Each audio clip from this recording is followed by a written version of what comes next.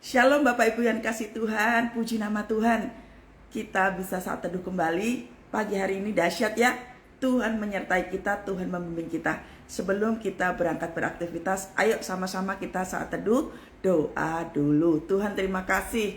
Tuhan Yesus baik. Tuhan Yesus sangat baik. Engkau menyertai kami sepanjang malam, kami boleh beristirahat. Sekarang kami boleh bangun Tuhan dalam keadaan baik, dalam keadaan dahsyat. Tuhan terima kasih. Sebentar kami akan duduk sebagai seorang murid. Urapi setiap kami, berkati setiap kami, limpahkan rahmat-Mu atas setiap kami ya Tuhan. Kami mau duduk diam sebagai murid-Mu ya Tuhan. Ajar setiap kami.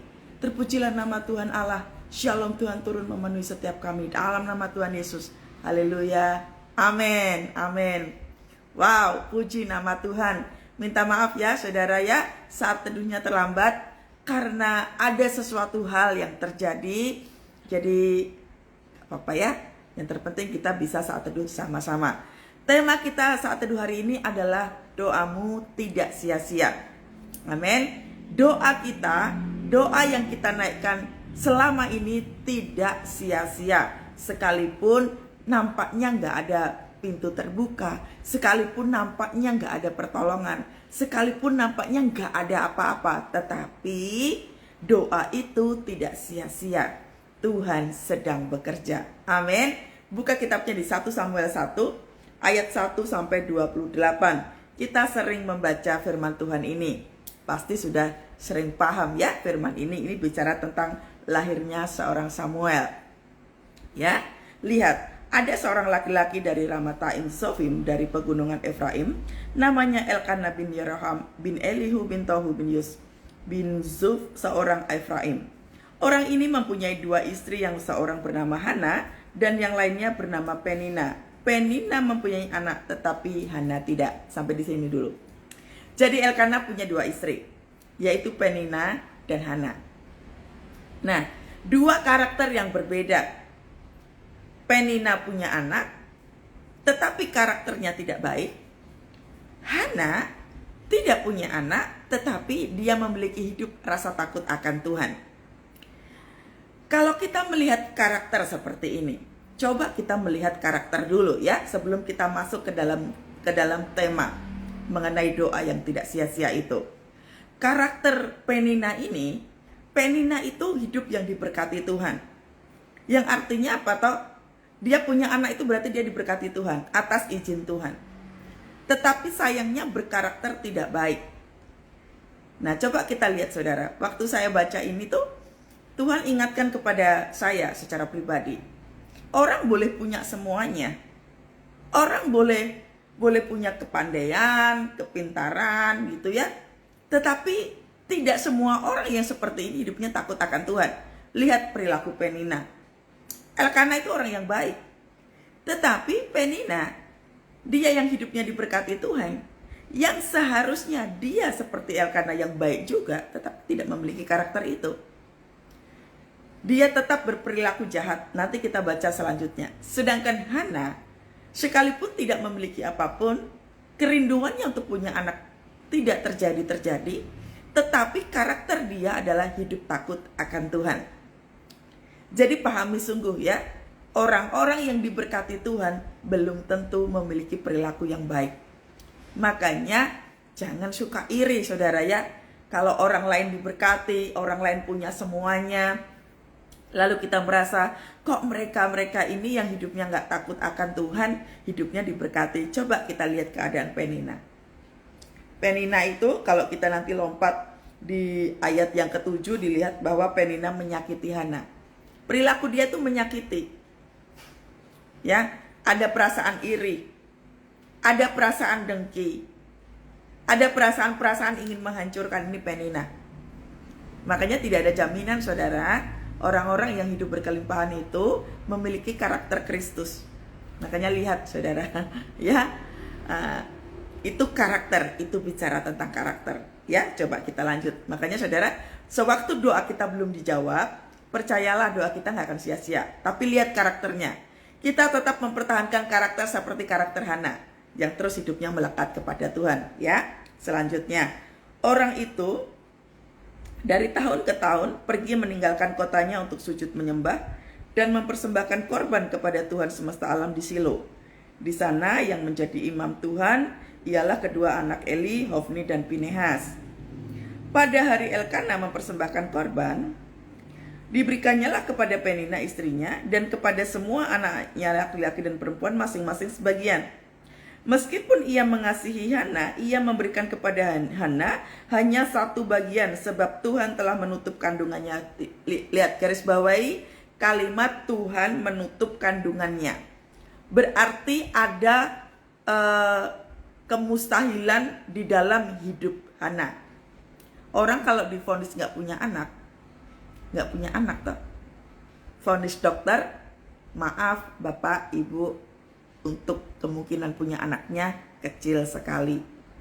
Untuk berkata kecil sekali sebenarnya dokter mungkin ya menggunakan bahasa yang enak didengar supaya orang nggak frustrasi, maka menggunakan kalimat kemungkinannya kecil sekali untuk punya anak. Tapi ini Tuhan katakan Tuhan menutup kandungan, artinya mustahil, sudah pasti nggak bisa.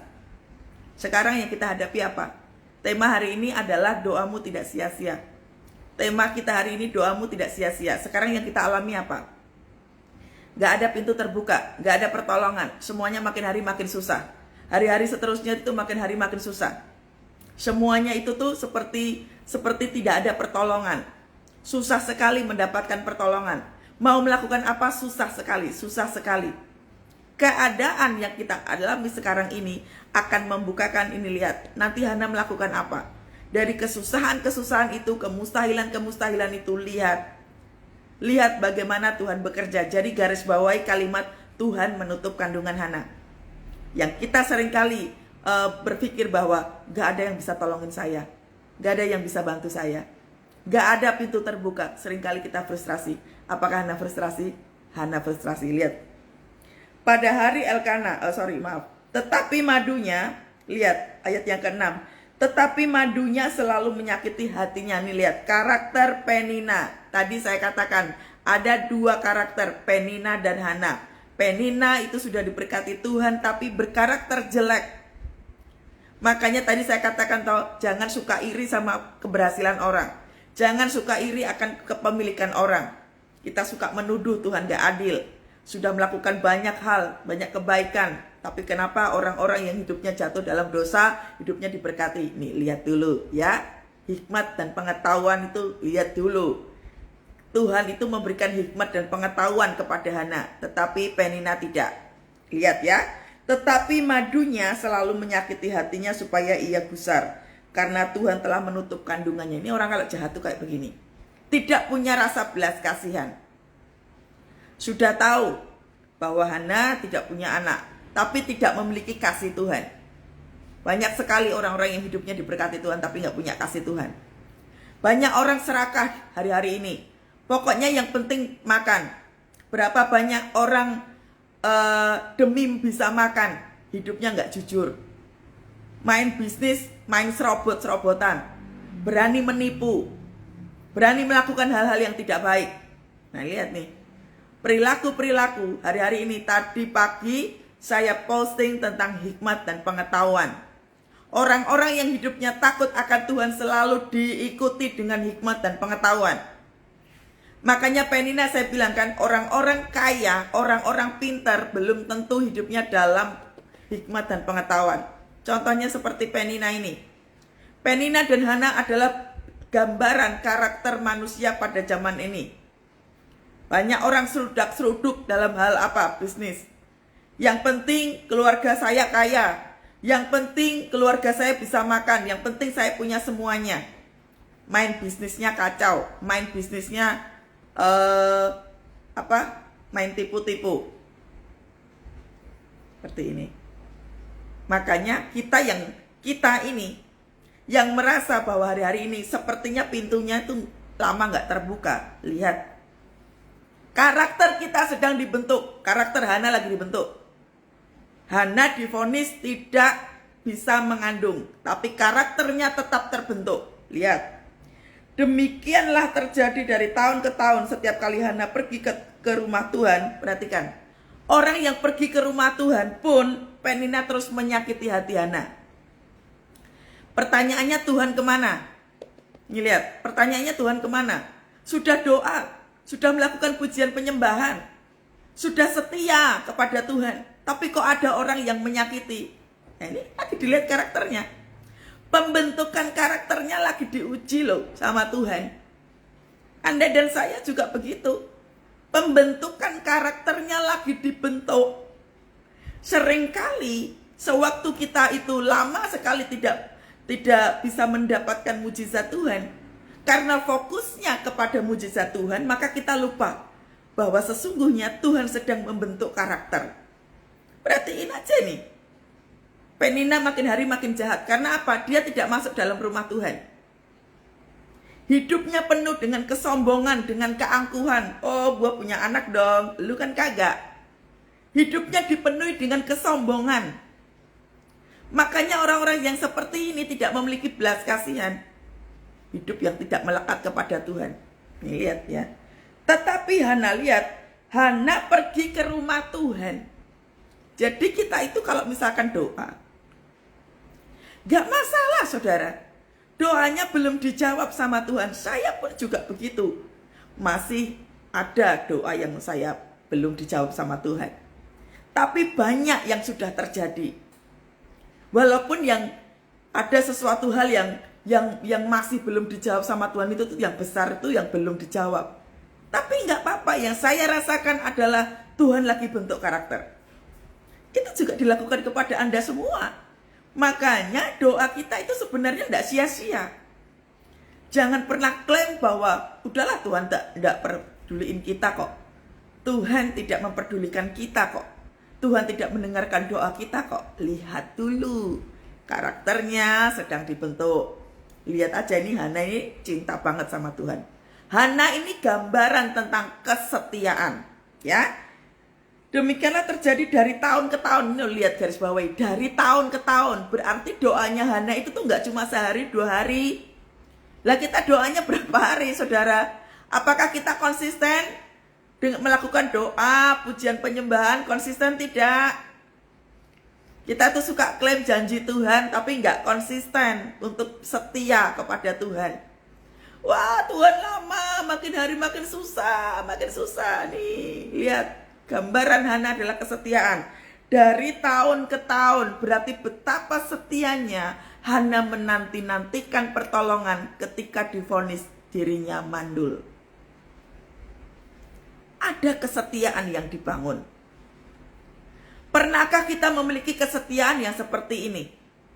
Tetap duduk di kaki Tuhan, menanti-nantikan Tuhan. Setiap hari, setiap waktu, memuji, memuliakan Tuhan. Memang harapannya adalah punya anak.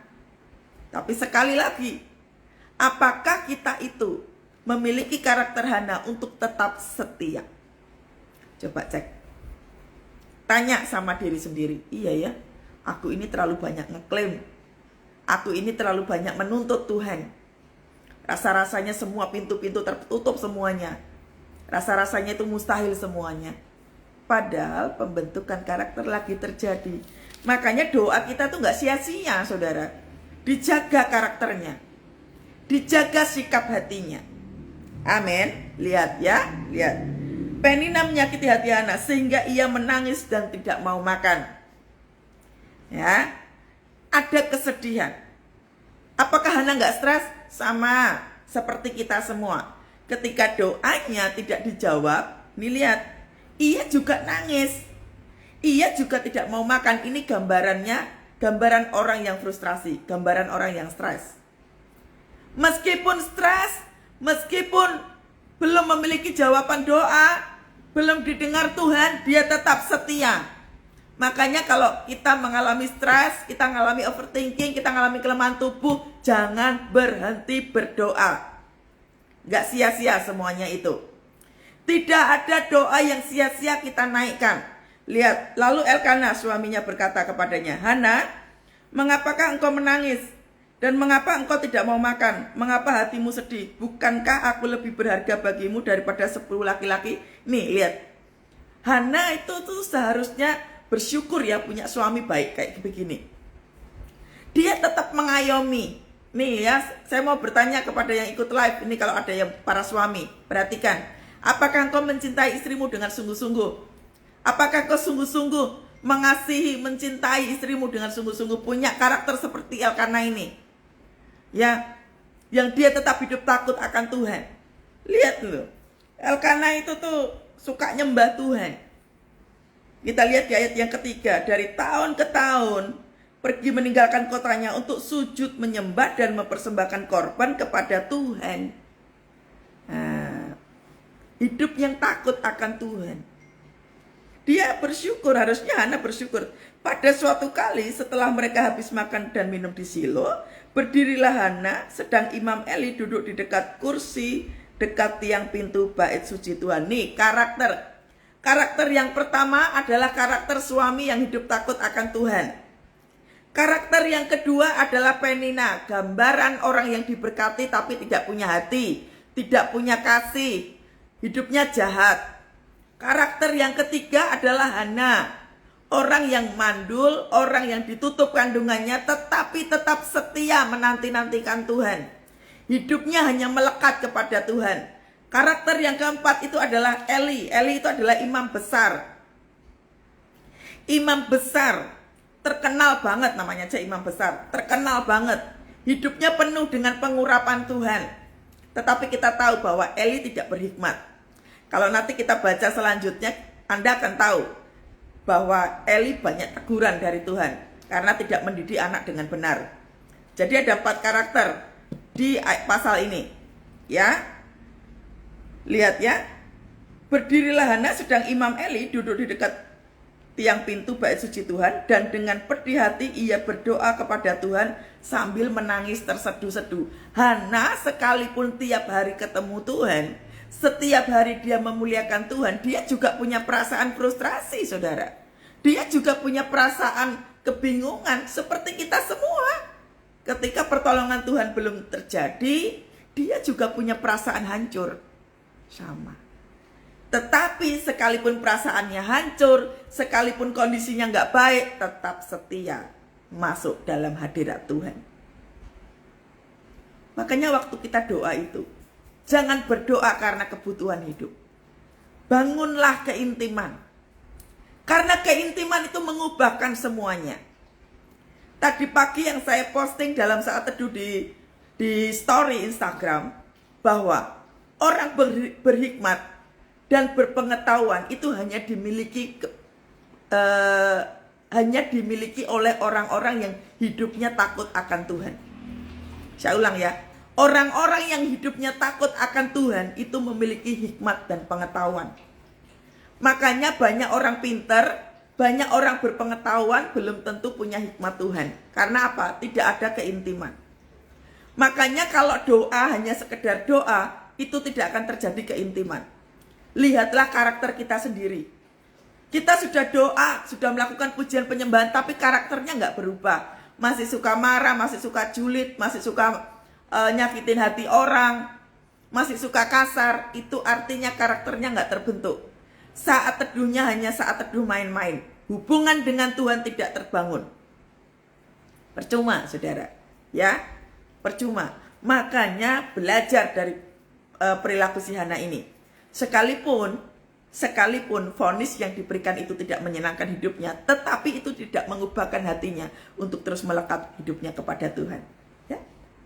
Kemudian, bernazarlah ia, katanya, Tuhan semesta alam, jika sungguh-sungguh engkau memperhatikan sengsara hambamu ini, dan mengingat kepadaku dan tidak melupakan hambamu ini, tetapi memberikan hambamu ini seorang anak laki-laki, maka aku akan memberikan dia kepada Tuhan untuk seumur hidupnya, dan pisau cukur tidak akan menyentuh kepalanya. Ini bicara tentang apa toh?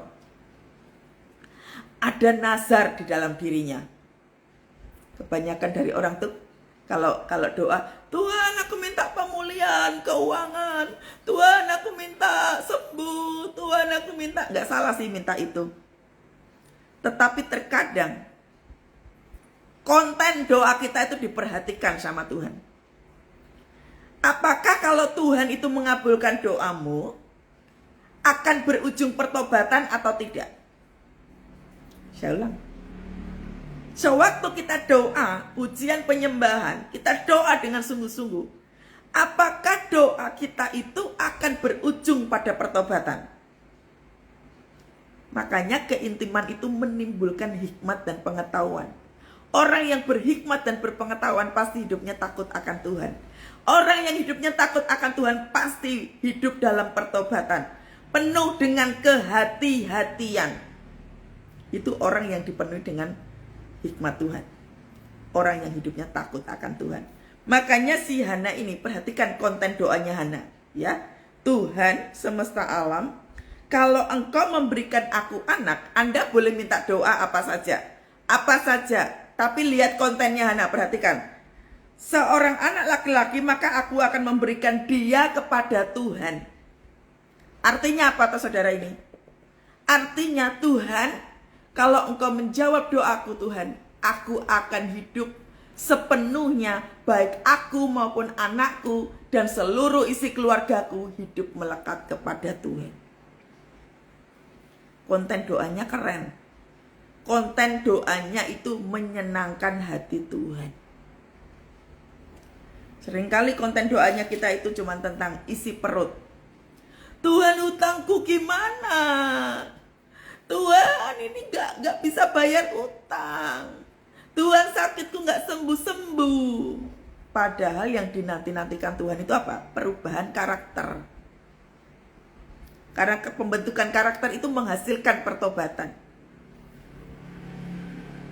Saya seringkali menyaksikan kepada Anda semua, saya itu kalau doa sedikit sekali. Yang banyak itu adalah pujian penyembahan. Karena bagi saya doa itu cukup singkat, Tuhan juga udah tahu kok. Gak mungkin Tuhan itu lupa. Pernah gak Tuhan lupa? Oh iya lupa, permintaan Kathy belum ku jawab. Gak mungkin saudara.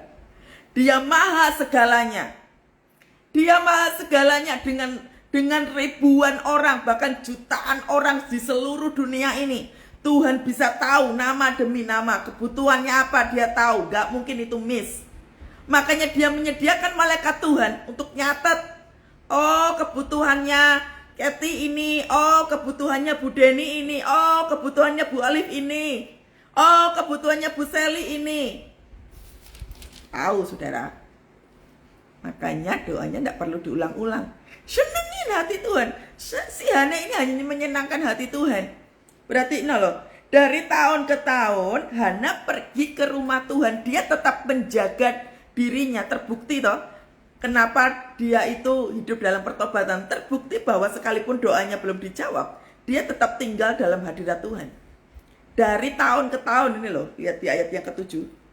Dari tahun ke tahun, Hana itu pergi ke rumah Tuhan. Waktu dia pergi ke rumah Tuhan, karakternya terbentuk. Liatin aja si Penina. Penina gak pernah datang ke rumah Tuhan. Makanya karakternya jelek, suka nyakitin. Hidup dipenuhi dengan kesombongan, keangkuhan, suka pamer. Gua kan punya anak, lu kan kagak. Makin nyakitin. Nah lihat bagaimana cara kita hidup. Konten doanya perhatikan si Hana ini. Tuhan, kalau engkau memberikan aku anak laki-laki, maka aku akan memberikan anakku itu sepenuhnya kepadamu. Kita semua tahu kan, anaknya si Hana siapa nanti? Samuel kan? Kita semua tahu Samuel itu nabi besar. Hidupnya takut akan Tuhan, menjadi kecintaan Tuhan. Makanya yang namanya doa itu gak ada sia-sia saudara. Selalu ada reward di dalam Tuhan ketika kita melakukan penantian. Sabar karakternya dibangun. Saya tahu itu memang gak gampang. Saya pun melatih diri saya untuk menanti dengan setia. Tapi sewaktu kita menanti dengan setia itu, lihat saudara, sewaktu kita menanti dengan setia itu, dijaga hidupnya. Dijaga perkataan kita, pikiran kita, hati kita dijaga. Karena yang namanya kita masuk dalam hadirat Tuhan itu selalu ada pengurapan.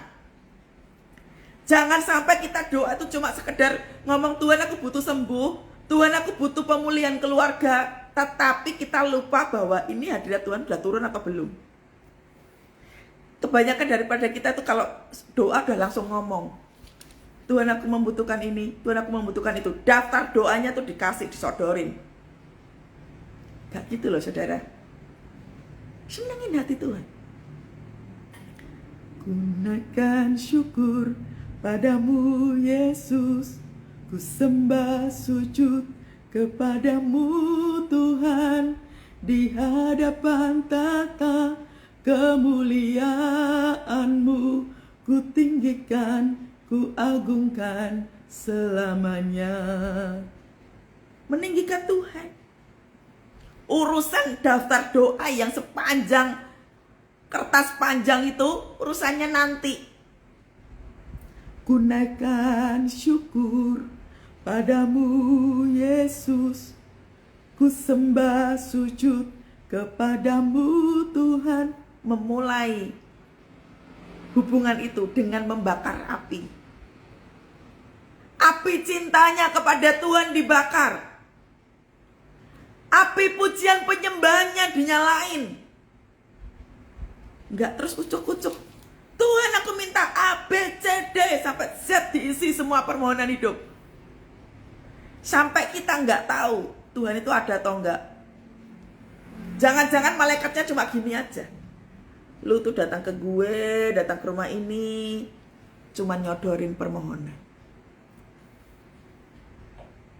Sama halnya ketika anak datang kepada kita cuma minta HP baru, duit, mobil baru, baju baru, kesel nggak kita jadi orang tua?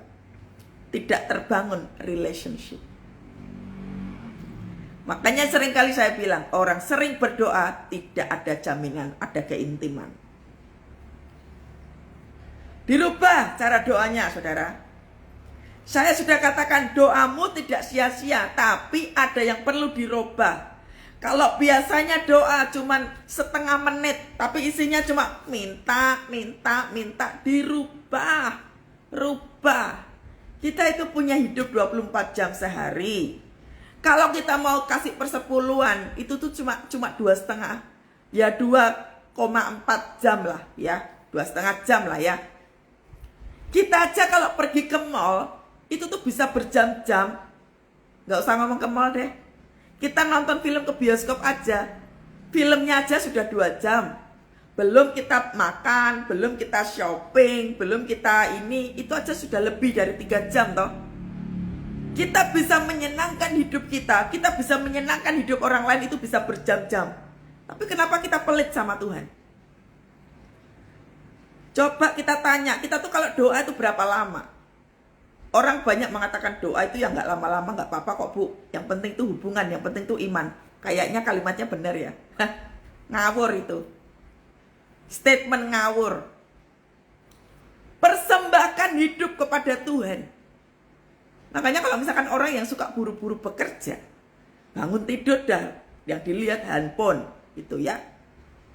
Dia tidak memulai dengan membangun ukupan. Ukupan itu persembahan kepada Tuhan. Makanya kualitas hidupnya nggak berubah apa-apa. Karakternya ya podo wae, nggak berubah-berubah. Karena tidak menaruh Tuhan sebagai prioritas. Konten doa itu penting loh saudara. Konten doa itu juga diperhatikan oleh Tuhan. Tapi bu, tahu orang juga doa cuman gitu-gitu aja juga hidupnya diberkati. Nah ini masih aja seputar itu yang kita pikirkan. Pikirannya itu tuh cuma orang itu diberkati kok. Doanya cuma sebentar juga orang itu diberkati kok. Kalau mindset berkatnya tuh masih berupa materi, pasti ngomongnya begitu. Mana lebih penting? Nih lihat tadi. Karakter tadi kan di dalam satu pasal ini ada 4 karakter toh. Karakter Elkana itu gambaran orang yang hidup takut akan Tuhan. Karakter yang kedua Penina. Penina ini hidupnya diberkati Tuhan, dia punya anak. Tapi karakternya jelek. Suka nyakitin orang, suka nyakitin Hana. Sombong, suka pamer, ada keangkuhan. Nah ini kayak begini. Anda mau punya hidup seperti ini? Ini kalau kita melihat diberkati Hana sama Penina, kalau mindsetnya itu tentang materi, nih kita akan mengatakan bahwa Penina aja yang jahat diberkati kok. Nah sekarang pilihan, Anda mau jadi orang baik atau orang jahat? Buat apa punya semuanya tapi karakternya nggak terbentuk? Buat apa pinter, jago ini, jago itu, tapi karakternya tidak terbentuk? saya pernah saksikan berkali-kali. Saya lebih baik menutup perusahaan saya daripada saya kaya punya semuanya tapi itu mendukakan hati Tuhan. Saya jadi orang serakah, duit melulu yang saya pikirin. Tapi begitu semuanya itu saya lepaskan, Tuhan menguji kan. Kathy benar-benar gak sih masih cinta uang? Kathy benar gak sih bahwa hidupnya takut akan Tuhan? Dihabisin sama Tuhan. Makanya saya tetap kan. Kalau habis ya sudah. Karena buat saya adalah, saya tahu tujuannya Tuhan. Karakter Kathy terbentuk. Makanya sama, karakter Anda yang paling penting itu karakter. Dibentuk sama Tuhan. Perkara punya rumah atau enggak, punya mobil atau enggak, kekayaan materi dan lain sebagainya, itu bonus tuh nanti. Biarlah perkenanan Tuhan saja yang turun. Bukan kita yang sibuk cari sendiri. Karakter terbentuk, saudara. Karakter terbentuk. Beberapa waktu yang lalu ada seorang dokter DM ke saya. Ketika dia ditinggalkan oleh suaminya, dia jadi tekun sekali berdoa. Nah, ini yang dirindukan Tuhan. Ketika dia dulunya dengan suaminya, gak ada mezbah, gak ada doa, tidak ada rasa haus dan lapar akan Tuhan. Tapi begitu dia kehilangan pasangannya, dia tahu posisinya. Dia mengembalikan posisinya. Dia merespon bahwa, oh iya, dia sudah salah. Makanya kembali kepada posisi semula. Kembali kepada kasih mula-mula. Mulai melakukan pujian, penyembahan. Sekalipun dalam hatinya ya sesak hati karena ditinggalkan pasangannya. It's okay. Doamu gak akan pernah sia-sia. Doamu gak sia-sia. Bangun dulu. Seperti merestorasi Pondok Daud. Artinya apa toh? Yang kita lama banget gak melakukan pujian penyembahan. Direstorasi. Waktunya bangun kembali, kecintaan kepada Tuhan. Rasa haus dan lapar akan Tuhan dibangun kembali. Itu yang Tuhan nantikan, saudara. Dibandingkan dengan butuh mujizat sembuh, butuh mujizat kelengkapan keluarga, butuh mujizat keuangan, terobosan apalagi, itu urusan nanti. Makanya bagi Tuhan mujizat itu urusan belakangan. Coba kalau kita lihat ya, orang lumpuh yang disembuhkan sama Tuhan, kan gak ada kan Tuhan katakan, dalam nama Tuhan Yesus aku perintahkan kau jalan, langsung bisa jalan. Kan tidak. Bangun, angkat tilammu, dan berjalanlah. Selalu pengajarannya tuh apa toh? Membangkitkan diri sendiri dan hidup dalam pertobatan. Enggak malas-malesan. Kau kan selama ini malas, makanya kau lumpuh. Nah, dengan kata kasarnya tuh kayak gitu sama Tuhan. Karena engkau malas, engkau lumpuh. Sekarang aku minta engkau bangkit, angkat tilammu. Tilam itu bicara tentang zona nyaman. Engkau pergi dari tilam itu dan sekarang jalan, diangkat itu. Jalan. Bukan merenungi nasib. Bukan mengeluh terus. Sekarang waktunya bangkit. Nah, kayak begitu, saudara. Kalau orang mau bangkit dari keterpurukan, karakternya pasti terbentuk. Belajar sabar. Belajar menerima omongan gak enak dari orang. Belajar menerima tekanan. Karakternya itu pasti terbentuk. Gak mungkin enggak. Orang Kathy yang, waduh, saya itu kalau di kantor banyak sekali. Saya mengalami yang namanya perubahan. Saya itu ngalami, saudara. Perubahan itu saya itu alami. Saya punya almarhum papi saya, bapak saya itu. Ketika dia punya semuanya. Bapak saya itu dulu orang pemerintahan, saudara. Ketika posisi jabatannya tinggi, jatuh dalam dosa perselingkuhan, jatuh dalam dosa judi, jatuh dalam dosa-dosa yang lain, nih kan?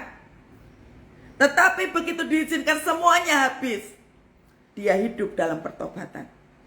Di detik-detik dia mau dipanggil sama Tuhan, dia hidupnya melekat kepada Tuhan. Ini lebih penting, saudara. Hilang semuanya gak masalah, tapi meninggal di dalam Tuhan, penuh dengan pertobatan. Itu lebih penting daripada punya semuanya tapi nggak ada rasa takut kepada Tuhan. Itu lebih menyedihkan loh, saudara. Ya, lihat ya. Jadi konten doa kita itu penting. Jangan cuma butuh mujizat. Karakter kehidupan kita terbentuk. Kalau kita sudah memulai kehidupan karakter terbentuk, nanti pasangan termasuk anak-anak akan ngikutin.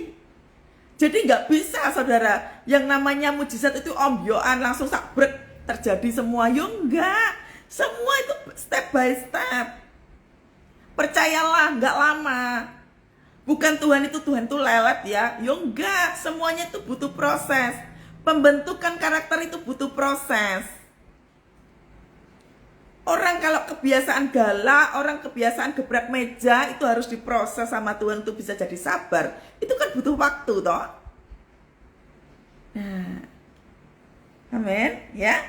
Jadi konten doanya adalah pertobatan yang dilakukan oleh si Hana itu. Berikutnya ayat yang ke-12.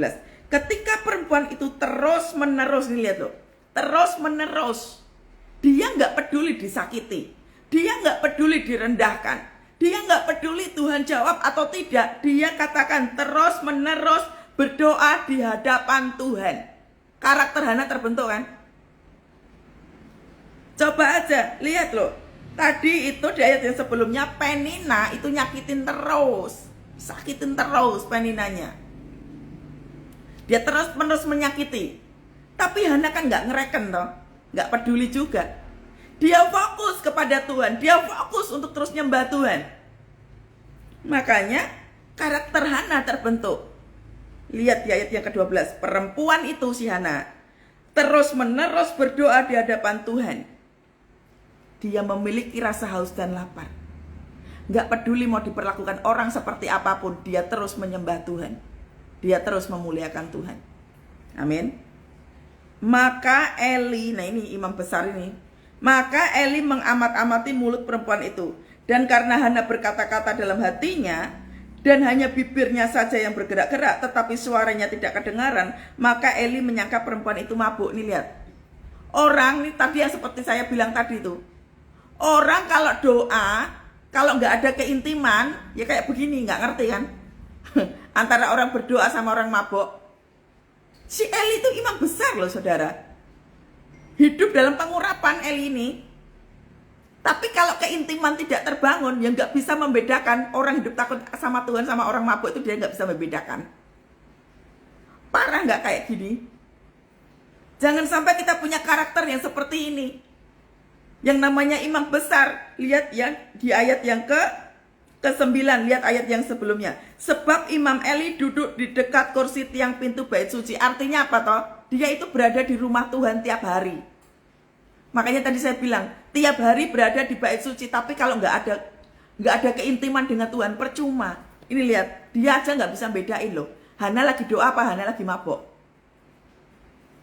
Makanya saudara kita lihat, kalau kita doa cuma sekedar bunyi, kayak gini, nggak ngerti ya, nggak ngerti ada orang lagi nyembah Tuhan. Ini Hana aja sampai suaranya nggak kedengeran. Artinya apa toh? Di dalam lubuk hatinya dia nggak peduli dengan semuanya itu. Dia tahu bahwa Tuhan tahu dirinya penuh dengan kesesakan. Dia tahu bahwa Tuhan pun mengerti bahwa ada rasa takut, ada rasa kebimbangan, ada rasa kemustahilan itu bermunculan di hatinya, itu bergejolak. Makanya gambaran dari doa yang tidak terucapkan itu adalah seperti ini. Dia lebih percaya kepada Tuhan sekalipun keinginannya tidak terucapkan, tapi dia percaya bahwa Tuhan mendengar. Makanya doanya tidak sia-sia. Karakternya terbentuk loh saudara. Pokok doanya belum dijawab, tapi karakter Hana tetap terbentuk. Tapi lihat kondisi Eli. Eli imam besar tiap hari di bait suci. Karakternya nggak terbentuk. Kalau kita lihat ya cerita Eli dimarahin sama Tuhan. Tuhan tuh murka sama Eli karena apa? Tidak mendidik anak-anaknya. Makanya anak-anaknya itu jatuh dalam dosa terus. Kita kalau jadi orang tua, kalau orang tua jatuh dalam dosa, pasti anak-anaknya akan ngikutin. Makanya orang tua yang tidak hidup dalam pertobatan, jangan heran anaknya kalau seperti itu. Karena yang namanya pengurapan itu dari janggut turun ke jubahnya turun. Seperti minyak di kepala Harun dan di janggut dan jubahnya turun. Ngerti nggak saudara ini maksudnya apa? Imam, pengurapan itu dari imam turun. Imam kita siapa? Suami, turun ke istri. Kalau suami nggak ada ya berarti istrinya. Istri mengalirkan urapan itu kepada anak-anaknya. Makanya kalau misalkan orang tua hidup tidak dalam pengurapan, anaknya pun akan begitu. Ya. Konten doa penting. Perilaku kehidupan kita sehari-hari penting. Jangan sampai kita cuma doa, tapi karakter tidak terbangun. Ini gambaran seperti si Eli. Sampai dia nggak bisa bedain. Hana lagi doa, lagi nyembah Tuhan. Lu doa atau stres sih? Lu doa atau frustrasi sih? Nah, penghakiman yang keluar. Di dalam rumah Tuhan, tapi penghakiman yang keluar. Makanya tadi saya bilang toh, selama tidak ada keintiman, karakter tidak terbentuk. Masih tukang gosip, masih suka ngerendahin orang, masih suka nyakitin orang. Karakternya tidak terbentuk. Ya, berikutnya. Lalu kata Eli kepadanya, berapa lama lagi engkau berlaku seperti orang mabuk? Lepaskanlah dirimu daripada mabukmu itu. Nih lihat. Seringkali kita itu merasa paling benar hidupnya. Kita suka menuding orang dosa. Kita suka menuding orang itu tuh hidupnya nggak baik. Tapi kita nggak punya kasih untuk mengasihi. Suatu kali saudara, ada orang itu, ini dalam pelayanan karena saya itu dalam pelayanan ya. Saya tuh nggak tahu kalau di belakang itu diomongin jelek itu, saya tuh nggak tahu saudara. Padahal waktu dia ngomongin saya jelek itu, kondisi saya itu lagi nyembah Tuhan. Saya lagi ngalami kehancuran, saya lagi nyembah. Jadi di waktu yang saya lagi nyembah Tuhan itu, saya punya teman pelayanan ini ngomongin saya di belakang. Wah, Kathy seperti ini. Orang melayani gak punya jaminan, punya kasih. Orang yang di dalam bait Tuhan gak punya jaminan, dia punya kasih. Makanya Tuhan lebih mengasihi orang yang hidupnya takut akan Tuhan. Saya pun menanamkan pada diri saya sendiri, jangan sampai saya melukai hati orang. Amin. Ini kayak begini. Berapa lama engkau akan berlaku sebagai orang mabuk? Mulai menghakimi. Jangan sampai kita itu sebagai hamba Tuhan. Kita Kristen udah lama tapi suka menghakimi. Ibu-ibu, engkau yang suka nunggu anak-anak yang di sekolah, dijaga mulutnya. Jangan suka julid. Di komplek, ikut-ikut arisan, hati-hati. Jangan suka julid. Itu membentuk karakter, saudara. Itu membentuk karakter. Dijaga, ya, dijaga. Jangan sampai seperti Eli ini. Tetapi Hana menjawab ayat yang berikutnya, bukan tuanku, aku seorang perempuan yang sedang bersusah hati. Anggur ataupun minuman yang memabukkan tidak kuminum, melainkan aku mencurahkan isi hatiku kepada Tuhan. Ini lihat loh, orang lagi doa loh, orang lagi nyembah Tuhan loh, kok dihakimi? Kamu ngapain sih stres? Kamu nggak doa ya? Kok stres ya? Sudah tahu. Kalau sudah tahu temannya stres, ditepuk pundaknya. Sudah ya, semua baik. Semua baik. Jangan terus ucuk-ucuk. Ya itu akibat kamu nggak doa tuh kayak begitu. Saya pernah digituin saudara. Saya itu pernah digituin saudara. Orang nggak tahu masalah saya apa. Wah, jangan kayak begini ya. Dalam nama Tuhan Yesus jangan terjadi atas kita semua ya. Dihati-hatiin, mulutnya dihati-hatiin. Jangan pernah menghakimi pasangan. Kalau pasangan kita selingkuh, pasangan kita meninggalkan kita, bukan menghakimi. Lepaskan berkat. Tuhan, dia pasangan yang sudah kau berkati dan kau urapi pada waktu kami menikah. Sekarang urapi terlebih dahulu aku ya Tuhan, agar supaya aku bisa berdoa untuk pasanganku. Harus punya keberanian seperti ini. Memang gak enak, saya tahu saudara ya. Kalau punya pasangan, waduh susah banget pembentukannya. Karakter kita lagi dibentuk lewat suami, Karakter kita dibentuk lewat istri.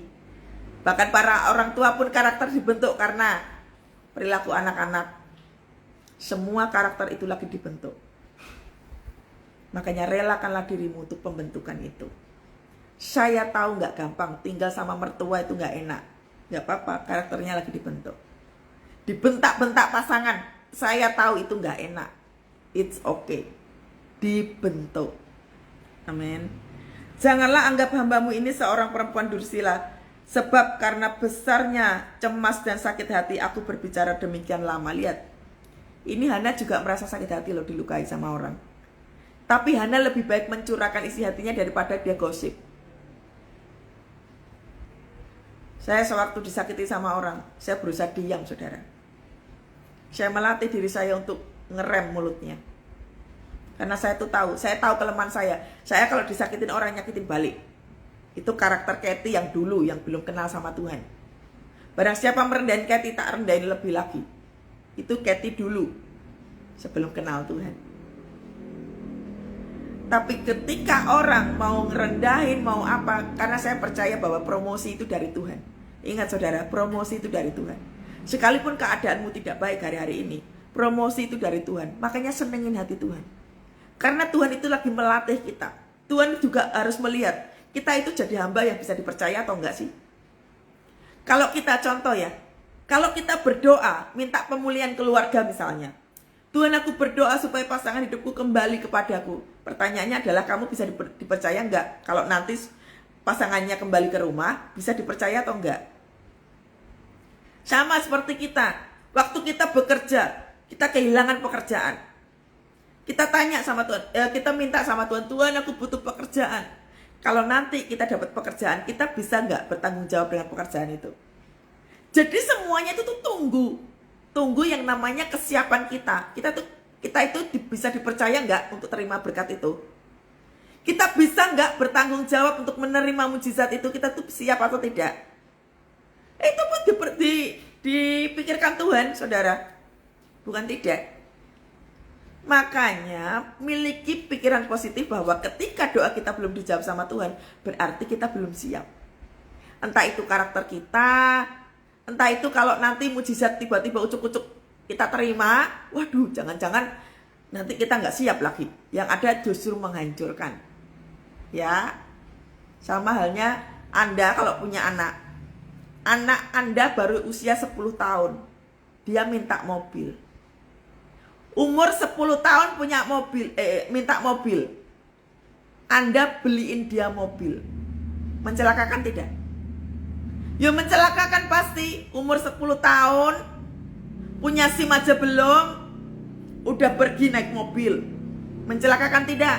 Mencelakakan. Butuh kesiapan dulu. Minimal usia 17 tahun. Atau kalau tidak, selesai kuliah atau waktu kuliah umur 20-an. Baru dibelikan mobil, karena ada rasa tanggung jawab. Nah kayak gitu gambarannya saudara. Kalau kita terima jawaban dari Tuhan, kita tuh siap atau belum? Dilihat dulu sama Tuhan. Kesiapan karakter kita, kesiapan waktu terima mujizat itu dilihat dulu sama Tuhan. Jangan sampai itu mencelakakan kita. Makanya positive thinking saudara. Sembari jawaban doa itu belum terjadi, masa sabat itu bangun relationship. Itu penting saudara. Daripada kita punya semua-semuanya. Makanya 99 ekor domba itu ninggalin Tuhan. Tapi hanya satu yang datang kepada Tuhan dan bertobat. Kenapa? Yang 99 itu tuh fokusnya cuma mujizat. Makanya hilang toh, meninggalkan gembalanya. Cuma satu yang bertobat. Nah itu yang dipenginin Tuhan itu yang satu bertobat itu. Pertobatan itu jauh lebih penting. Jawab Eli, pergilah dengan selamat dan Allah Israel akan memberikan kepadamu apa yang kau minta daripadanya. Nah ini lihat. Elinya itu sudah menghakimi, sudah nyala-nyalain, baru dia mendoakan. Makanya penting sekali menjaga hadirat. Penting sekali menjaga hadirat, saudara. Kalau kita bisa teduh, kalau kita kebiasaan melakukan doa pujian penyembahan, dijaga hatinya. Agar supaya apa? Nanti kita bisa mendoakan anak. Nanti kita bisa mendoakan pasangan. Waktu kita kerja di kantor, kita bisa mendoakan rekan kita. Hidup kita tuh penuh dengan kesiapan mendoakan. Jangan sampai sama Eli nih, lihat, menghakimi dulu baru melepaskan berkat. Ya, bergunalah kehidupan kita itu, ya. Jangan hidup itu tuh yang penting aku baik. Orang baik belum tentu benar. Amin. Sesudah itu berkatalah perempuan itu, biarlah hambamu ini mendapat belas kasihan daripadamu. Lalu keluarlah perempuan itu, ia mau makan dan mukanya tidak muram lagi. Ini lihat, orang yang sudah melakukan doa pujian penyembahan, dia bisa makan lagi. Dia mukanya berseri-seri lagi. Artinya apa toh? Selalu ada kekuatan baru di dalam hadirat Tuhan. Jangan mau diperbudak dengan kelemahan tubuh. Jangan mau diperbudak dengan overthinking. Jangan mau diperbudak dengan berbagai macam ketakutan. Saya itu suka membaca DM bukan salah satu sih. Ada beberapa orang gitu ya. Tiap kali DM selalu ngomongnya, Bu, saya takut. Bu, saya kok makin hari makin takut. Itu melulu. Jangan mau diperbudak dengan ketakutan, saudara. Makanya lihat ini. Sesudah itu, berkatalah perempuan itu, biarlah hambamu itu mendapat belas kasihan daripadamu. Lalu keluarlah perempuan itu. Keluar dari mana? Keluar dari selesai doa. Begitu dia selesai doa, begitu dia dapat pengurapan, ia mau makan dan mukanya tidak muram lagi. Artinya apa toh? Orang yang hidupnya dalam hadirat Tuhan, dia tidak dikuasai dengan ketakutan. Ini gambaran dari orang yang terus berharap kepada Tuhan. Orang yang berpengharapan itu tuh semua tubuh, jiwa, dan rohnya tetap sehat, saudara. Bukan kita mengalami kelemahan tubuh, yang sakit GERD lah, yang sakit lambung lah, yang sakit kepala lah, yang sakit seluruh tubuhnya lah, karena banyak stres, banyak frustrasi. Melatih diri, saudara. Latihlah diri. Orang yang masuk dalam hadirat Tuhan, semuanya itu pasti sehat. Tubuh kita, jiwa kita, roh kita. Sekalipun engkau sakit secara fisik, maaf ya, mungkin kau kena stroke, harus berada di kursi roda, atau engkau terbaring sakit gitu ya, di tempat tidur gitu. It's okay. Tubuh itu boleh sakit, tubuh ya, boleh sakit. Tapi yang namanya jiwa sama roh harus on fire.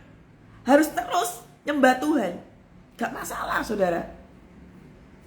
Gak bisa jalan, gak masalah. Lututmu sakit, gak masalah. Terus nyembah Tuhan. Ku sembah Kau Tuhan, ku sembah Kau Tuhan, ku puji, ku muliakan nama-Mu. Kemarin, saudara, saya menjaga menara. Waktu di rumah doa, keadaan saya tertekan, saudara. Keadaan saya yang sesungguhnya saya tertekan, berbeban berat, saya punya persoalan besar. Tapi waktu saya berada dalam rumah doa itu, saya nyembah. Kebetulan saya worship leadernya, saudara. Jadi saya nyembah. Saya nggak peduli dengan keadaan saya nggak peduli. Saya nyembah Tuhan. Di dalam diri saya katakan, Tuhan, aku hanya mau ketemu Engkau. Tuhan, aku hanya mau memuliakan Engkau. Tuhan, urapi aku dengan urapan yang baru. Aku mau memuliakan Engkau. Ku sembah Kau Tuhan, ku sembah Kau Tuhan. Waktu nyanyi seperti ini, urapan Tuhan itu turun. Pikirannya nggak kebutuhan dan kebutuhan, tetapi pikirannya hanya untuk senengin hati Tuhan. Bangun yang namanya ukupan. Api Tuhan itu dinyalain. Gak stres, gak frustasi. Waktunya makan, ya makan. Gak doyan makan, Bu. Banyak pikiran. Nah, ini yang salah. Dirubah ya. Pentingnya kita hidup di dalam Tuhan. Tekanan boleh datang. Saya tahu, saudara, tekanan itu tuh memang betul-betul membuat kita gak doyan makan, mau tidur itu juga susah. Tapi Anda dan saya harus berlatih. Jangan mau diperbudak dengan kelemahan tubuh. Makanya perlu belajar. Belajar. Waktu sudah mulai takut, sudah khawatir, jangan di-entertain. Ketakutan, kekhawatiran itu jangan di-entertain. Terus menerus mengasihani diri sendiri. Langsung saat itu juga begitu rasa takut melanda, langsung masuk dalam hadirat Tuhan. Tuhan, tolong hamba-Mu ini ya Tuhan. Tolong ya Tuhan. Langsung nyembah. Ku sembah Kau Tuhan, ku sembah Kau Tuhan. Gak mungkin, saudara, kekuatan Tuhan itu gak turun, gak mungkin. Pasti. Karena pengurapan itu pasti turun saat kita memuliakan Tuhan. Ketika ukupan, ketika penyembahan itu harum. api Tuhan itu harum, pasti kita nyembahnya enak. Makanya kalau doa kita cuma doanya minta, ya pasti stres. Karena doanya hanya itu, kita tidak memuliakan Tuhan. Sebab Kau layak terima pujian, sebab Kau layak terima pujian. Waktu ngangkat tangan kayak begini, doanya belum dijawab, tapi hadirat Tuhan itu turun dari ujung kepala sampai ujung kaki, tetap sehat. Mana lebih penting? Mujizat atau seluruh aspek kehidupan tubuh, jiwa, dan roh sehat semuanya? Pentingkan itu, pikirkan itu, mana yang lebih penting. Sesudah itu berkatalah perempuan itu, kemudian ia mau makan dan mukanya tidak muram lagi. Keesokan harinya bangunlah mereka itu pagi-pagi, lalu sujud menyembah di hadapan Tuhan. Kemudian pulanglah mereka ke rumahnya di Rama. Ketika Elkana bersetubuh dengan Hana, istrinya, Tuhan ingat kepadanya. Nah, lihat, penantian Hana didengar oleh Tuhan. Karakter Hana sudah terbentuk. Masa prosesnya mendekati selesai. Lihat. Maka setahun kemudian, lihat lo ya. Tadi di ayat yang sebelumnya bertahun-tahun dia doa. Ini aja masih nunggu. Setahun kemudian mengandunglah Hana dan melahirkan anak laki-laki. Doamu tidak sia-sia. Ini Hana karakternya sudah terbentuk. Hana sudah bisa dipercaya. Hana sudah menyenangkan hati Tuhan. Makanya doanya dijawab. Bu, tapi kok lama banget, bertahun-tahun? Pembentukan karakter itu lebih utama dibandingkan kebutuhan kehidupan kita. Bu, tapi kalau udah kepepet, udah debt collector depan rumah, karaktermu lagi dibentuk. Saya sudah sering saksikan waktu debt collector ada di rumah saya. Di dalam kamar saya bersembunyi. Wah, digedor-gedor pintunya. Saya bersembunyi di kamar saya cuma nyembah Tuhan. Ku sembah Kau Tuhan, ku sembah Kau Tuhan. Sambil berleweran air mata saya, saudara. Saya tahu saya salah. Saya tahu saya kapok berhutang. Saya tahu saya mendukakan hati Tuhan. Di waktu-waktu itu saya cuma nyenengin hati Tuhan. Tuhan lihat saya bertobat sungguh-sungguh. Makanya dari sejak saat itu, saya terakhir utang itu tahun 2006. Ini sudah 2024, saya nggak pernah berhutang. Harus punya rasa kapok. Makanya yang namanya tekanan kehidupan bikin pertobatan, bukan? Waktu engkau lagi gedor-gedor sama debt collector, mungkin kau direndahkan. Sekarang ini debt collectornya jahat-jahat ya, saudara ya. Suka menghubungi orang-orang terdekat gitu untuk mempermalukan kita. Makanya di dalam rumah nyembah Tuhan, nyembah aja. Saya tahu itu tuh masa-masa nggak enak, saya tahu itu, tapi itu tuh masa-masa pemulihan sebenarnya. Seperti kalau hamil itu ya, waktu bersalin kan sakit toh. Jangankan bersalin, waktu kita hamil aja tuh ya, kita mengalami hal-hal yang nggak enak juga kok. Waktu bersalin sakitnya setengah mati. Tapi begitu anak lahir, kita kan bersuka cita, bukan? Ada nggak yang bilang aku kapok punya anak sakit? Ada nggak yang kayak gitu? Kan nggak. Pasti sudah lupa rasa sakitnya itu. Dibandingkan dengan begitu melihat anak itu digendongan tangan kita, wah, hatinya bersuka cita. Ya sama kayak gini, saudara. Sewaktu kita terima mujizat daripada Tuhan, kesakitan itu tuh sudah nggak bisa dirasa. Ya, makanya punyai yang namanya hubungan intim dengan Tuhan. Amin. Lihat, maka Elkana laki-laki itu pergi dengan seisi rumahnya mempersembahkan korban sembelihan tahunan dan korban nazarnya kepada Tuhan. Lihat, kalau unity kayak begini, pasangan sama-sama berdoa, pasangan sama-sama melakukan pujian penyembahan, ada mesbah keluarga. Di dalam keluarga yang unity, ada hadirat Tuhan turun, ada berkat Tuhan turun. Anda yang punya pasangan, ajak. Bu, tapi suami saya tuh malas banget berdoa. Ya sudah, berarti kita sendiri yang lebih dahulu ajak anak-anaknya bangun mesbah. Nanti lama-kelamaan juga akan ikut kok. Makanya kita lihat dulu, api Tuhan itu mesti dinyalain.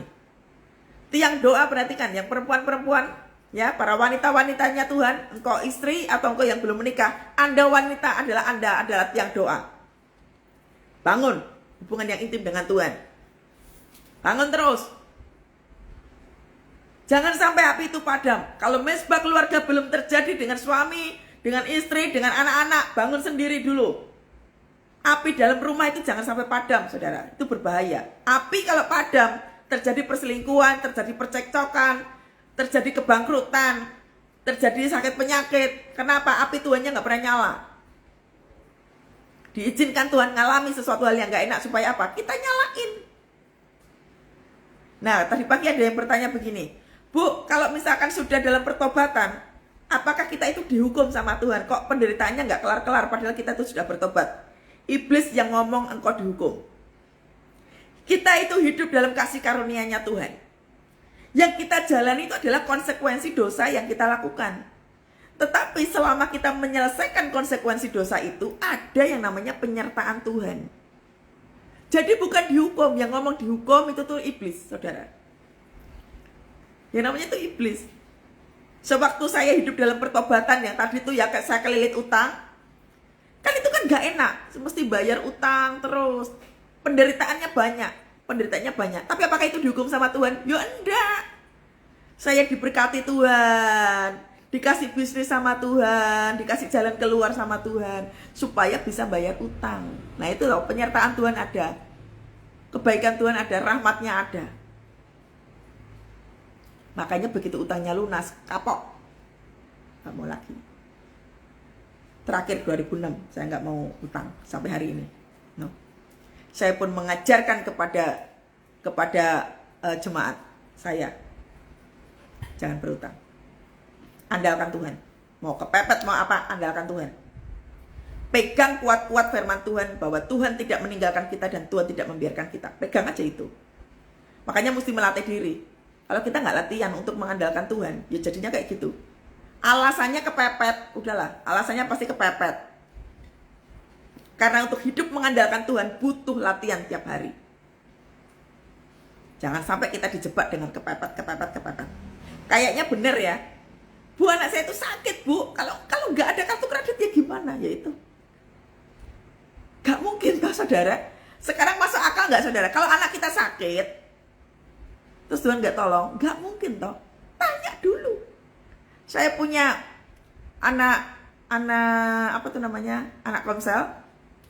Anaknya masuk rumah sakit, butuh biaya 24,5 juta. Anak itu kena demam berdarah. Butuh dana, harus bayar di awal 24 juta point something. Dia hanya punya kartu kredit 2, dan itu pun kalau dua-duanya dipakai sama uang cash yang dia bawa, itu nggak cukup. Cukup tapi mepet. Dia nanti nggak bisa makan, nggak bisa beli apa. Mepet banget. Itu keadaan dia lagi ngantri di kasir. Dia lagi ngantri. Sepanjang dia ngantri, dia doa sambil pegang kartu kreditnya, Tuhan, uangnya nggak cukup. Kalaupun terpaksa aku harus pakai kartu kredit ini, ampuni aku Tuhan. Tapi Tuhan, biarlah pertolongan itu datangnya daripadamu. Dia terus nyembah. Itu tuh urutan dia lagi ngantri begitu ya, di depan kasir. Di urutan yang kedua, adiknya telepon, aku dengar anak kamu sakit ya. Iya, ini sekarang lagi mau bayar. Oh ya udah, kalau gitu aku transfer. Orang transfer paling berapa sih? Paling ya cuma 3 juta atau 5 juta gitu kan ya. 1 juta aja dah, puji Tuhan.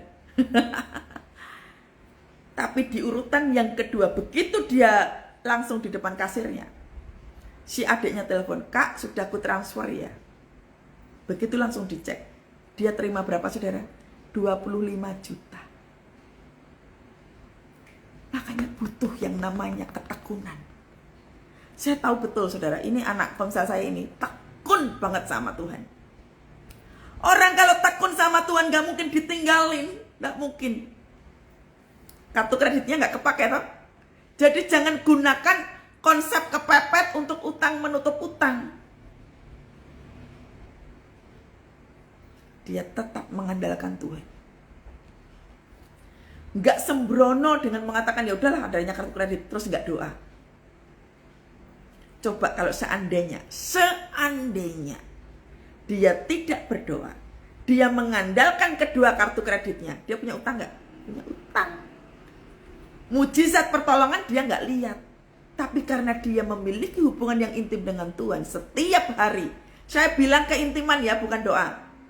Keintiman. Banyak orang punya utang nggak doa, cuma doa doang tapi nggak ada keintiman. Makanya begitu debt collector datang, wah udah kelabaan. Keintiman itu lebih penting, saudara. Keintiman lebih penting. Mau keadaannya udah hancur-hancuran, keintiman lebih penting. Gak mungkin Tuhan gak tolong tuh, gak mungkin. Orang saya ngalami sendiri kok. Saya sudah banyak banget mendengar kesaksian orang-orang tuh ditolong sama Tuhan, udah kepepet banget. Makanya saya katakan doa itu gak sia-sia. Makanya doa itu harus disertai dengan keintiman. Kalau cuma doa karena ketakutan, kalau doa kepada Tuhan hanya karena mujizat, makanya gak terjadi keintiman, gampang takut, gampang khawatir. Karena konsep doanya sudah salah. Dirubah ya, dirubah. Lihat, mujizat terjadi pada saat apa? Elkana laki-laki itu pergi, makanya ada yang namanya keunitian. Suami istri mesti unity. Tetapi Hana tidak ikut pergi, sebab katanya kepada suaminya, nanti apabila anak itu cerai susu, aku akan mengantarkan dia, maka ia akan menghadap di hadirat Tuhan dan tinggal di sana seumur hidupnya. Kemudian Elkana suaminya itu berkata, perbuatlah apa yang kau pandang baik, tinggallah sampai engkau menyapi dia, hanya Tuhan kiranya menepati janjinya. Lihat, begitu sudah siap terima mujizat, Tuhan ngasih tahu mujizat. Semua itu butuh kepercayaan, saudara. Semua butuh kepercayaan. Gak mungkin Tuhan cukup-cukup ngasih itu tadi. Seperti ilustrasinya tadi itu. Umur 10 tahun minta mobil Anda kasih, nabrak, sama aja membunuh anak. Tapi coba kalau sudah tahu, kita orang tua udah tahu, oh anak kita udah bisa bertanggung jawab, udah punya SIM, dia udah nyetirnya udah bagus, gak apa-apa lah ya punya mobil. Orang tua di dunia aja tahu kok pemberian yang baik. Apalagi Bapak kita di surga. Makanya butuh yang namanya kepercayaan, saudara. Ya, kalau mujizat belum kita terima, bukan berarti Tuhan gak percaya. Tuhan lagi melihat kita sudah bisa siap atau belum kalau terima mujizat itu. Amin. Dan itu dahsyatnya apa, saudara? Ini anaknya itu yang keluar siapa? Samuel. Kita semua tahu kan, Samuel itu adalah nabi besar. Samuel adalah nabi yang sungguh-sungguh hidupnya takut akan Tuhan. Lihat, orang yang rajin berdoa, orang yang senantiasa berdoa dengan sungguh-sungguh, ada keintiman, reward yang diberikan sama Tuhan itu dahsyat, melebihi apa yang dipikirkan. Si Hana cuma minta doa, punya anak, tapi Tuhan ngasihnya anak yang hidupnya takut akan Tuhan, yang dipakai Tuhan dahsyat. Makanya Samuel, nanti Anda bisa baca siapakah Samuel. Samuel itu nabi besar yang diurapi Tuhan, yang dahsyat banget. Kalau engkau sekarang hari-hari ini engkau mengalami kehancuran secara finansial, Tuhan bisa memulihkan anak-anakmu. Rewardnya bisa diterima oleh anak-anakmu. Kalau engkau sekarang ini engkau mengalami kehancuran dalam hal keuangan, waktunya bangun mezbah. Nyalakan ukupan, nyalakan api Tuhan, nyalakan kembali. Jangan lelah, jangan stres. Jangan stres berkepanjangan, jangan diperbudak dengan ketakutan. Mulailah untuk menyembah Tuhan. Ikuti pengajaran ini. Hana tadi itu, sekalipun dia divonis dengan sesuatu hal yang membuat mustahil dalam hidupnya, dia tetap memuliakan Tuhan.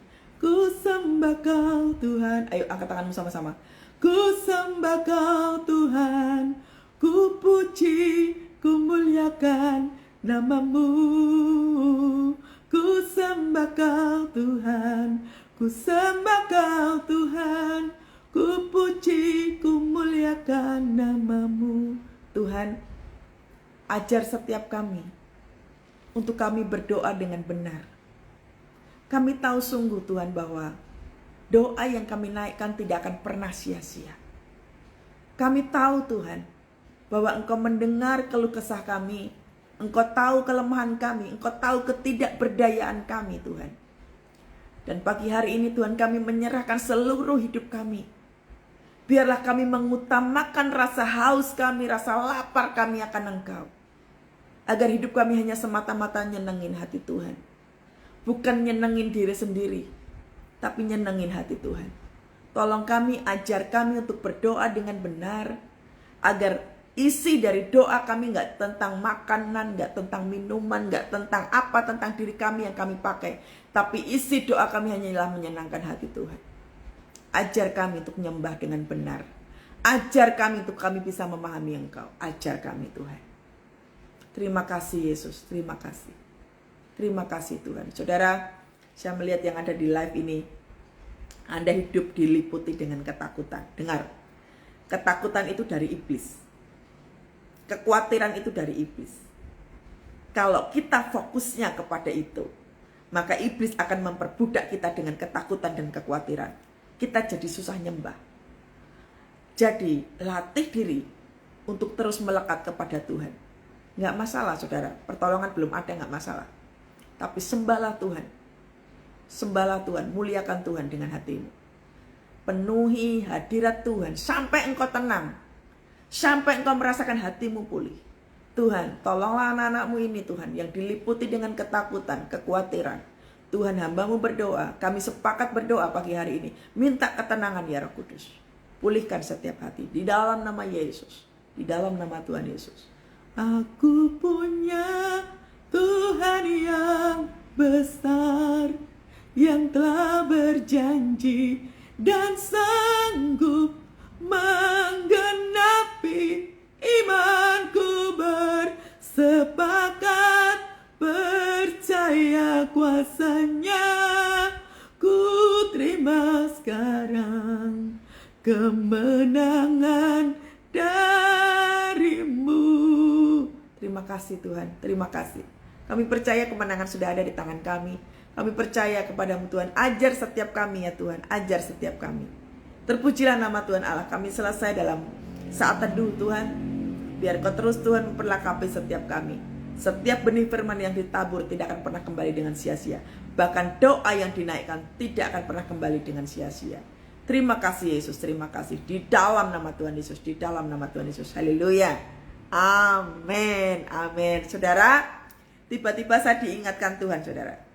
Biasanya awal tahun biasakan diurapi rumahnya.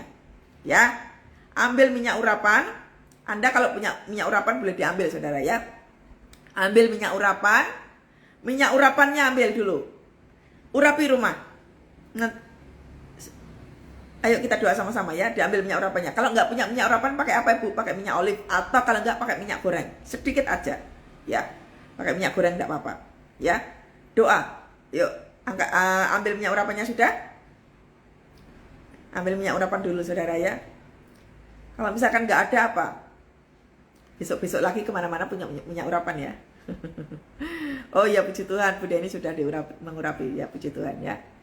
Saudara, angkat minyak urapanmu. Tuhan Yesus, kami mau mengurapi rumah. Kami bersyukur Tuhan boleh memasuki bulan yang baru. Sekarang kami telah memasuki bulan yang kedua. Hari yang kedua di bulan Agustus ini. Terima kasih Tuhan untuk penyertaan-Mu, untuk kebaikan-Mu. Sekarang ya Tuhan, di hadapan kami sudah ada minyak urapan. Tuhan, berkati rumah kami, agar supaya ada tudung penyertaan Tuhan, menyertai keluarga kami. Semua yang bertalian darah dengan kami, semua yang tinggal bersama-sama dengan kami ya Tuhan. Kami aman dalam lindungan Tuhan. Pagari rumah kami dengan kuasa-Mu, pagari rumah kami dengan darah-Mu ya Tuhan. Kami menolak segala serangan balik si iblis dalam bentuk apapun. Kami mengikat setiap sihir, setiap tenung, setiap ilmu jahat, setiap roh jahat apapun yang dilepaskan orang atas rumah ini, atas kehidupan kami secara pribadi. Kami melemparkan keluar dalam nama Tuhan Yesus. Pagari kami dengan kuasa-Mu ya Tuhan. Sembunyikan kami, keluarga kami, rumah kami dalam kuasa darah-Mu ya Bapa. Setiap pagar, setiap kendaraan, setiap kekayaan yang kami punya, yang Tuhan titipkan bagi kami Tuhan. Anak-anak kami, bisnis usaha kami berkati, kami urapi dengan minyak urapan yang baru. Tuhan, perlindungan-Mu dahsyat. Kami menolak segala bentuk bahaya-bahaya lainnya ya Tuhan Yesus. Segala bentuk disaster lainnya ya Tuhan. Covering Tuhan turun atas setiap kami. Kami dijauhkan dari maut, dari serangan-serangan balik si jahat.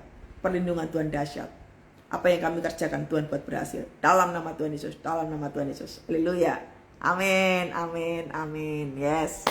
Sudah ya, silakan diurapi minyaknya dari pagar depan sampai kalau punya mobil ya mobil, binatang peliharaan juga, jendela, pintu, urapi sambil nyanyi. Dalam nama Yesus, dalam nama Yesus ada kemenangan. Gitu ya. Ayo silakan ya. Tuhan Yesus memberkati semuanya. Shalom, sampai ketemu hari Senin. Tuhan Yesus memberkati.